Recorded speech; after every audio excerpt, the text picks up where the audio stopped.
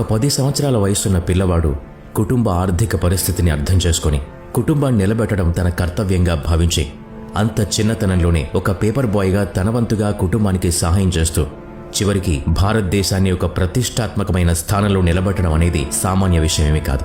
మనం ఇప్పుడు ఎవరి గురించి మాట్లాడుకుంటున్నామో అర్థమయ్యే ఉంటుంది. అసలు పరిచయం అక్కర్లేని వ్యక్తి అబ్దుల్ కలాం. అయితే ఆయన రాష్ట్రపతి అవ్వడానికి ఆయన మార్గమేమీ పూలబాట కాదు. ఎన్నో అడ్డంకుల్ని ఎదుర్కోవాల్సి వచ్చింది.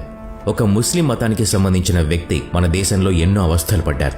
అలాగే మిసైల్స్ ని రాకెట్స్ ని అంతరిక్షంలోకి పంపడం కూడా అంత సామాన్యమైన విషయమేమీ కాదు.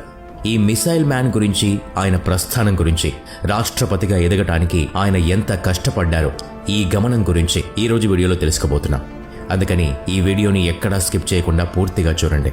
మరి ఇంకెందుకు ఆలస్యం, లెట్స్ స్టార్ట్ టుడేస్ ఎపిసోడ్.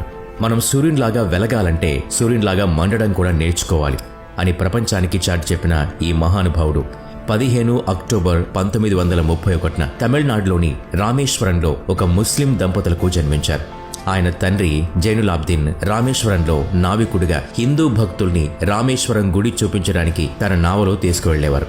తల్లి అషియమ్మ ఇంట్లో ఉండే ఇల్లాలు. ఇల్లు చిన్నది, కుటుంబం పెద్దది.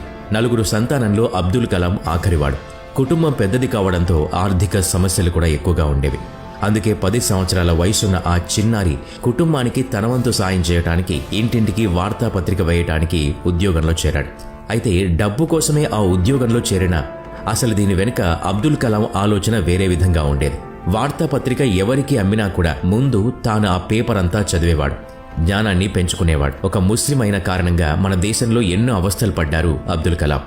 చిన్నతనంలో స్కూల్లో ఉన్నప్పుడు ఒక సంఘటన జరిగింది. ఒక నిష్ఠాగరిష్ఠుడైన బ్రాహ్మణ కుటుంబానికి చెందిన రామనాథ శాస్త్రి ఉండేవారు. అబ్దుల్ కలాం మొదటి బెంచిలో రామనాథ శాస్త్రితో కూర్చుని చదువుకునేవాడు. ఒకరోజు ఒక కొత్త ఉపాధ్యాయుడు బ్రాహ్మణ విద్యార్థితో ముస్లిం విద్యార్థి పక్కనే కూర్చోవడం చూసి వెనక బెంచ్కి పంపించేశాడు. వెనక బెంచ్లో కూర్చున్నంత మాత్రాన జీవితంలో వెనక్కి వెళ్లాడా? అస్సలు కాదు. ఆ నిరూపించడానికి కంకణం కట్టుకున్నాడు అబ్దుల్ కలాం. అందుకేనేమో సమాజానికి కావాల్సిన అద్భుతమైన మేధస్సు లాస్ట్ బెంచ్లో కూర్చునే విద్యార్థులకే ఉంటాయి అని ఎప్పుడూ అనేవారు. స్కూల్లో లాస్ట్ బెంచ్లో కూర్చున్న అబ్దుల్ కలాం అప్పుడే తన జీవితాశయాన్ని ఏర్పరచుకున్నారు. పైలట్ ఫైటర్ అవ్వాలని నిర్ణయం తీసుకున్నారు. అందుకు కారణం ఒక ఉపాధ్యాయుడు. ఒకసారి శ్రీనివాస్ అయ్యర్ అనే ఉపాధ్యాయుడు క్లాసులో పక్షి ఎలా ఎగురుతుందో చెప్తూ ఉన్నారు. 25 నిమిషాలు అయినా కూడా తాను చెప్పిన విషయం ఒక్కరికి కూడా అర్థం కాలేదు అని అర్థమైంది. స్కూల్ అయిపోయిన తర్వాత సాయంత్రం పూట ఆ పిల్లలందరినీ తీసుకుని సముద్రపు ఒడ్డుకు వెళ్లారు. సముద్రంపై పక్షులు ఎగరటం, మళ్లీ అవి కిందికొచ్చి మళ్లీ ఎగరటం, అందుకు అనుగుణంగా వాటి తోకని మలుచుకోవటం, రెక్కల్ని మార్చుకోవటం అంతా వివరంగా చెప్పారు, చూపించారు. అది అర్థం చేసుకున్న అబ్దుల్ కలాం ఖచ్చితంగా తాను పెద్ద అయిన తర్వాత పైలట్ ఫైటర్ అవ్వాలని నిర్ణయించుకున్నారు. కానీ ఆయన కోరిక ఫలించలేదు. ఆశలు పూర్తి చేసుకోవడానికి మద్రాస్ ఇన్స్టిట్యూట్ ఆఫ్ టెక్నాలజీలో ఏరోస్పేస్ ఇంజనీరింగ్లో ప్రవేశం తీసుకున్నారు. అందుకోసం స్కాలర్షిప్ కూడా వచ్చింది. ఆ డబ్బుతోనే చదువుకుంటున్నారు. 2వ సంవత్సరంలో ఆయనకి మైనర్ ప్రాజెక్ట్ కింద చిన్న ప్లేన్ను తయారు చేసే ప్రాజెక్ట్ ఇచ్చారు. కలాం ఒక కొత్త ప్లేన్ని డిజైన్ చేసి తన ప్రొఫెసర్ దగ్గరికి తీసుకెళ్లారు. కానీ ఆ ప్రొఫెసర్కి ఆ డిజైన్ అస్సలు నచ్చలేదు. మరొక డిజైన్ చేసి తీసుకురమ్మని కలాంకి చెప్పారు. కొత్త డిజైన్ రూపొందించాలంటే కనీసం 1 నెల సమయం పడుతుంది. నెల రోజుల తర్వాత ప్రాజెక్టు సబ్మిట్ చేస్తానని చెప్పారు. కానీ ఆ ప్రొఫెసర్ అందుకు నిరాకరించారు. 3 రోజుల సమయం ఇస్తున్నాను, ఈలోపు ప్రాజెక్టు సబ్మిట్ చేయాలి, లేదంటే స్కాలర్షిప్ ఆగిపోతుంది అని కరాఖండిగా చెప్పేశారు. స్కాలర్షిప్ ఆగిపోతుందన్న భయంతో ఏం చేయాలో అర్థం కాని అబ్దుల్ కలాం ఎలాగైనా ఆ ప్రాజెక్ట్ని పూర్తి చేయాలి అన్న సంకల్పంతో 3 రోజులు నిద్రపోకుండా, తిండి తినకుండా ఆ ప్రాజెక్ట్ని కంప్లీట్ చేసి ప్రొఫెసర్కి సబ్మిట్ చేశారు. ప్రొఫెసర్ ఆశ్చర్యానికి అంతే లేదు. కేవలం 3 రోజుల్లో ఒక కొత్త ప్లేన్ని డిజైన్ చేయడం అనేది సాధ్యం కాని పని. కానీ అసాధ్యాల్ని సుసాధ్యం చేయడం అబ్దుల్ కలాంకి వెన్నతో పెట్టిన విద్య. అబ్దుల్ కలాంకి ఒక విషయం అర్థమైంది. ఒక పని మీద శ్రద్ధ పెట్టి చేస్తే ఎటువంటి అసాధ్యమైన సాధ్యం చేయొచ్చు అని. తన ఆశయాల్ని సఫలం చేసుకోవడానికి మరొక అవకాశం ఇంటర్వ్యూ రూపంలో దొరికింది. ఇంజనీరింగ్ అయిపోయిన తర్వాత ఎయిర్ ఫోర్స్ అకాడమీ ఆఫ్ డెహ్రాడూన్లో ఇంటర్వ్యూకి వెళ్లారు కలాం. అయితే అబ్దుల్ కలాం గారికి ఏది అంత తేలిగ్గా రాదని ముందే చెప్పాం కదా. ఆ ఇంటర్వ్యూలో 25 మందిలో కేవలం 8 మందిని మాత్రమే ఎంపిక చేసుకుంటారు. అబ్దుల్ కలాం గారి స్థానం ఎంతో తెలుసా? 9. కావలసిన వారికంటే ఒక్కరే ఎక్కువ. ఈ విషయం ఆయన్ని కృంగదీసింది. My journey transforming dreams into action అని స్వయంగా రాసుకున్న పుస్తకంలో కలాం ఈ విషయాలన్నీ తెలియజేశారు. అందులో ఈ విషయం గురించి ఆయన ఇలా రాశారు: మన వైఫల్యాల నుంచి ఎంతో నేర్చుకుంటాం. మన పక్కనే ఉండే వనరులు అప్పుడే మనకు కనిపిస్తాయి. అప్పటి వరకు అవి ఉన్నా వాటిని ఉపయోగించడం మనకు తెలియదు. ఎప్పుడైతే వైఫల్యాలు చుట్టుముడతాయో అప్పుడే వాటిని ఉపయోగించుకోవాలి అన్న ఆలోచన వస్తుంది. ఆ ఇంటర్వ్యూలో ఫెయిల్ అవటం మూలంగా ఆయన ఆకాశంలోకి ఎగరలేదు గాని భారతదేశ చరిత్రని ఆకాశం దాకా తీసుకెళ్లగలిగారు.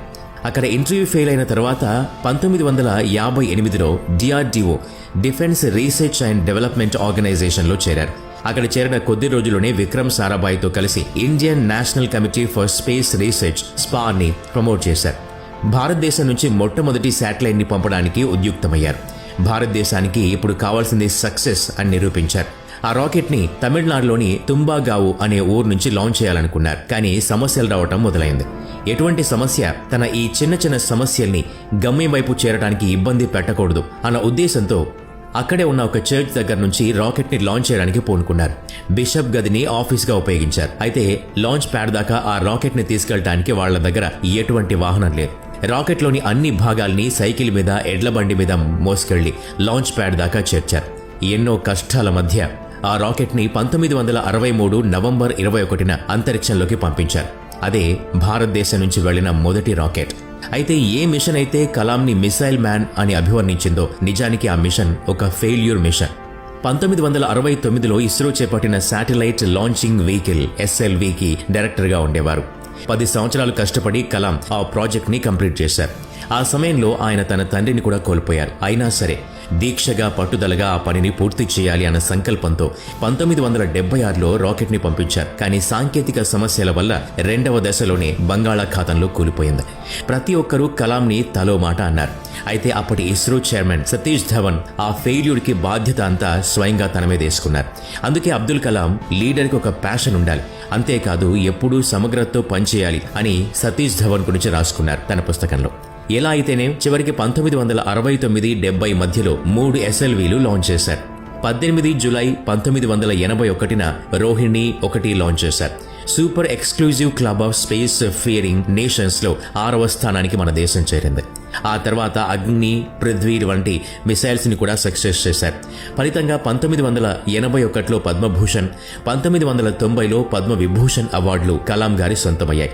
అయితే 1997లో ప్రతిష్టాత్మకమైన భారతరత్న అవార్డు రావడానికి కారణం మాత్రం పోఖ్రాన్ 2 అణుబాంబ్ టెస్ట్ చేసిన ఈ ప్రయోగం ప్రపంచంలోని అన్ని దేశాలు మన దేశం వైపు చూసేలా చేసింది. ఈ ప్రాజెక్టుకి చీఫ్ కోఆర్డినేటర్గా ఉన్నారు అబ్దుల్ కలాం. జపాన్, అమెరికా బెదిరించినా బెదరకుండా ఈ ప్రాజెక్ట్ని పూర్తి చేశారు. అది కూడా పూర్తి సమర్థతతో. 40 సంవత్సరాలు DRDOలో ఉద్యోగం చేసిన తర్వాత 1999లో రిటైర్ అయ్యారు అబ్దుల్ కలాం. పదవి విరమణ చేసిన 3 సంవత్సరాల తర్వాత ప్రతిష్టాత్మకమైన రాష్ట్రపతి అవ్వడానికి ప్రతిపాదన వచ్చింది. అది ఎలా జరిగింది? పదవి విరమణ తర్వాత అబ్దుల్ కలాం అన్నా యూనివర్సిటీలో అధ్యాపకునిగా చేరారు. ఒకరోజు వాళ్ళ ఆఫీస్కి కాల్ వచ్చింది. కలాం గారితో ప్రధానమంత్రి గారు మాట్లాడాలి అనుకుంటున్నారు అని. ముందు ఏదో ఆకతాయి కాల్ అనుకున్నారు. కానీ అప్పటి ప్రధాని అటల్ బిహారీ వాజ్పేయి నేరుగా కలాం గారితో మాట్లాడారు. మీలాంటి వ్యక్తి దేశానికి అవసరమని, రాష్ట్రపతిగా ఉండడానికి అర్హులు అన్న విషయం చెప్పారు. ఆ విషయం విన్న కలాం గారు ఆశ్చర్యానికి లోనయ్యారు. తనకొక 2 గంటల సమయం కావాలి అని అడిగారు. ఈ 2 గంటల్లో చిన్ననాటి నుంచి కలలు కన్న విజన్ 2020 గురించి ఆలోచించారు. అంతరిక్షయానంలో మనం దేశాన్ని మొదటి స్థానంలో నిలబెట్టడానికి ఏం కావాలో స్పష్టంగా అర్థం చేసుకున్నారు. 25 జూలై 2002న 11వ రాష్ట్రపతిగా బాధ్యతలు స్వీకరించారు. రాష్ట్రపతిగా ఉన్నా కూడా తనకి ఇష్టమైన బోధనని అస్సలు వదులుకోలేదు. సమయం దొరికినప్పుడల్లా విద్యార్థులతో గడిపేవారు, బోధన చేసేవారు. తన ఆఖరి నిమిషం వరకు బోధిస్తూనే ఉన్నారు. చివరికి 27 జూలై 2015న షిల్లాంగ్లోని ఇన్స్టిట్యూట్ ఆఫ్ మేనేజ్మెంట్లో పిల్లలకి బోధించడానికి వెళ్లారు. ఆయన మరణించినప్పుడు కూడా 3,50,000 మంది ఆయన చివరి చూపుకు రావడం జరిగింది. ఇది చూస్తే అర్థమవుతుంది ఆయన మిస్సైల్ మ్యాన్ మాత్రమే కాదు, ప్రజల మనిషి అని. అబ్దుల్ కలాం జీవితం నుంచి ఏదో ఒకటి నేర్చుకోవాలని ప్రతి ఒక్కరూ తపన పడతారు. మరి అబ్దుల్ కలాంలోని ఏ గుణం మీకు నచ్చుతుంది? ఏం నేర్చుకోవాలనుకుంటున్నారు?